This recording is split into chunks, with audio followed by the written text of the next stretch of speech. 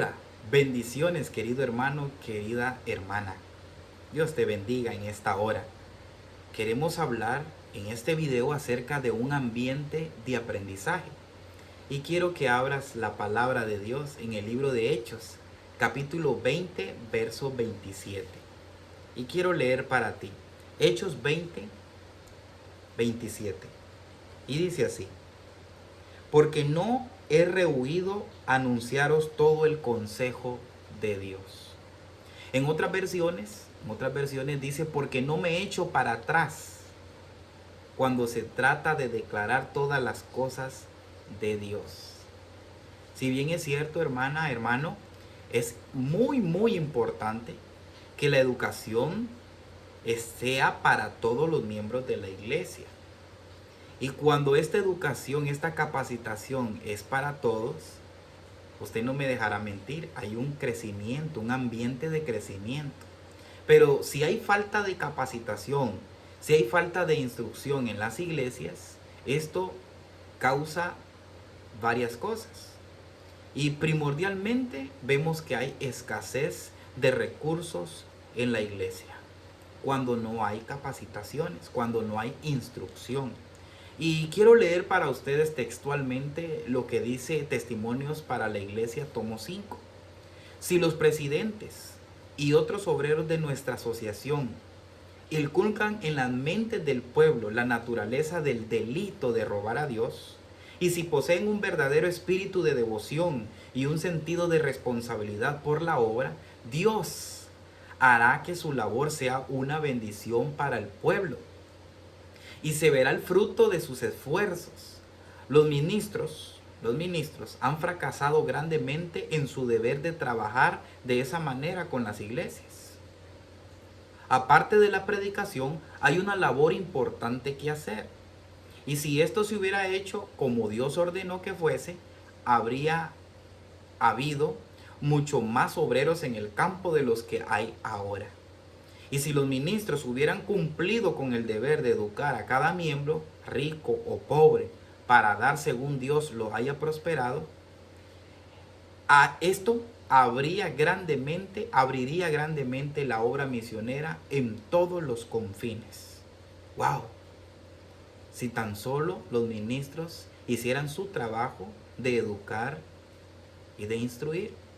Pero no solo los ministros, también así los líderes de las iglesias. Según esta declaración, la escasez es el resultado de la falta de educación y de un trabajo que los líderes de la iglesia han dejado de hacer. La capacitación y la educación a todos los miembros, hermano, es una responsabilidad de todos. Todos los que ocupan algún nivel de liderazgo en el pueblo de Dios. La participación de todos estos grupos que debieran educar son los responsables de enseñar y de educar sobre la mayordomía. Y esto traería como resultado un ambiente de crecimiento. Te pregunto a ti, ¿cuántos estamos cumpliendo con nuestro deber? Si todos estos grupos cumplieran y formaran en la escuela de capacitación sobre mayordomía, hermanos, nuestra iglesia sería una iglesia de crecimiento. Pero para ello necesitamos por lo menos dos cositas. Son más, pero queremos hablar de dos cosas en esta hora. Número uno, necesitamos confianza. Necesitamos confianza. Y quiero llevarlo a la palabra de Dios. Está en la Biblia que necesitamos confianza. En Primera de Juan 5, 14.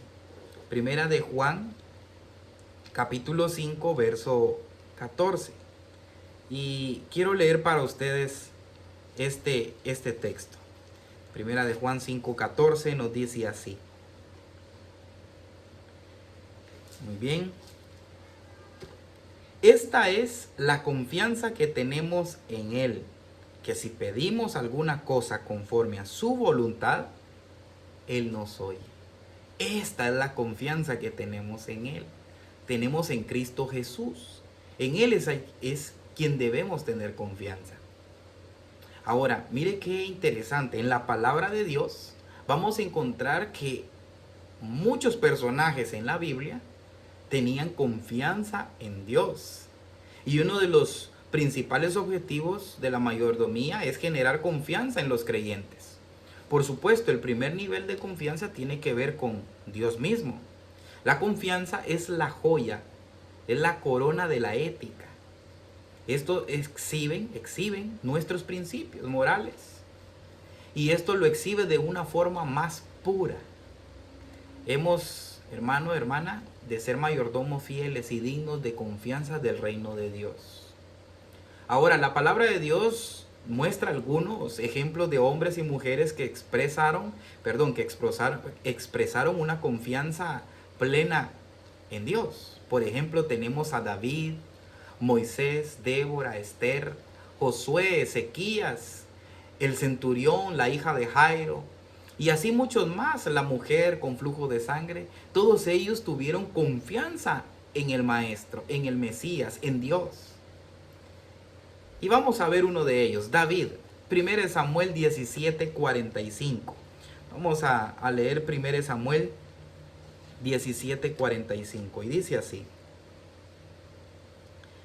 Versículo 45. Entonces dijo David al filisteo: tú vienes contra mí con espada, lanza y jabalina, pero yo voy contra ti en el nombre de Jehová de los ejércitos, el Dios de los escuadrones de Israel, a quien tú has provocado. ¡Wow! Interesante, hermano. David tuvo la confianza en Dios. Y esa misma confianza que David tuvo en Dios es la confianza que debe de haber entre ti y Dios, entre mí y Dios. Así que, y esto lo podemos ver en la mayordomía. Si tú eres fiel a Dios, es porque tú confías en Dios. Dios espera confianza, hermano, hermana. Dios espera confianza de los ministros, de los líderes, de los ancianos, de los miembros de iglesia, de los administradores, de los profesores, de todos los que dirigen alguna rama de su obra. La confianza es el abono en el mejor crece, es el mejor. La confianza es el abono en el que mejor crece la mayordomía. Por eso, hoy se hace necesario que los miembros confíen en quienes dirigen la iglesia del Señor. En muchos ámbitos de la vida se puede perder todo. Sí, claro que sí, pero menos la confianza. Esto es particularmente significativo en la experiencia cristiana. Si se pierde la confianza, no habrá crecimiento. Ahora, aparte de la confianza, necesitamos tener visión.